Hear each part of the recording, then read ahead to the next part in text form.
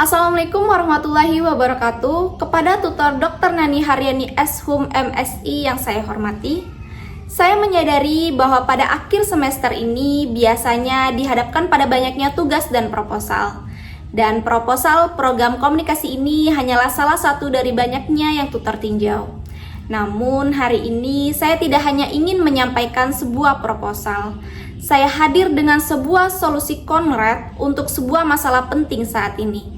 Bagaimana agar sebuah lembaga yang krusial tetap relevan dan terpercaya di tengah gempuran informasi digital. Saya ingin memperkenalkan Aksi Responsif Digital (ARD), sebuah program komunikasi yang saya rancang bukan sekedar untuk bereaksi, tetapi untuk memimpin dan memberikan edukasi dunia digital.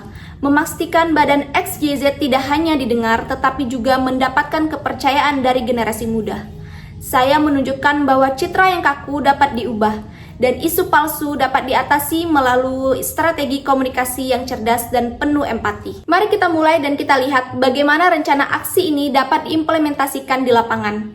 Pada kesempatan kali ini, saya akan mempersembahkan rencana aksi program komunikasi PPK yang berjudul Aksi Responsif Digital (ARD). Program peningkatan literasi media dan penguatan reputasi digital Badan XYZ.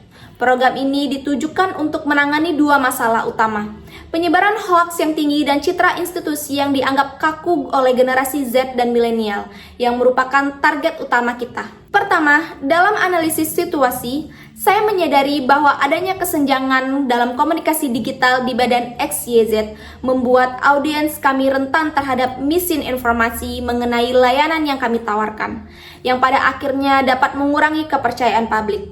Tujuan utama program ARD adalah untuk memuliakan dan memperkuat reputasi Badan XYZ sebagai penyedia informasi yang dapat dipercaya dan lembaga yang responsif di dunia digital. Untuk mencapainya, saya menetapkan 3 target khusus, yaitu meningkatkan pemahaman audiens tentang konten edukatif mengenai literasi media sebesar 25%, mengurangi sentimen negatif di media sosial hingga 15%, dan memastikan 90% dari pernyataan publik dijawab dalam waktu maksimal 1 kali 24 jam. Dalam upaya mencapai target-target tersebut, saya mengusung strategi komunikasi proaktif edukasi digital yang dirinci dalam 2 rencana aksi utama.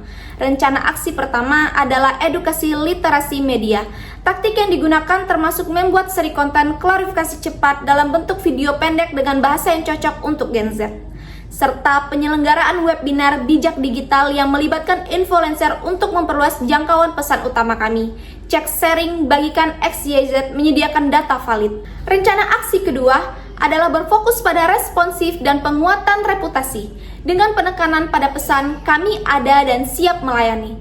Taktiknya, saya akan membentuk tim respon cepat digital (TRCD) dan akan menggunakan nada suara yang lebih empatik dan manusiawi dalam setiap interaksi, serta mengadakan sesi tanya-jawab interaktif secara rutin di Instagram Live bersama pimpinan lembaga. Akhirnya, saya akan melaksanakan evaluasi program secara menyeluruh. Selain mengukur jangkauan dan kecepatan responsif output, saya akan melaksanakan pre dan post test untuk menilai peningkatan pemahaman audiens, serta menggunakan analisis sentimen dari alat social listening untuk mengamati penurunan presentasi sentimen negatif sesuai target. Dengan pendekatan yang struktur ini, saya sangat optimis bahwa program ARD dapat meningkatkan kredibilitas dan kedekatan Badan XYZ dengan audiens muda. Sebagai akhir, melalui program aksi responsif digital ini, saya berharap Badan XYZ tidak hanya mampu menghadapi masalah, tetapi juga mendapatkan kepercayaan dari generasi muda dengan cara yang transparan dan berkomunikasi dengan cara yang bersifat manusiawi di dunia digital. Saya sangat menghargai perhatian dan waktu yang tutor berikan. Terima kasih. Hormat saya Rizka Wulandari dengan NIM 0531462, jurusan Ilmu Komunikasi pada pembelajaran perencanaan program komunikasi.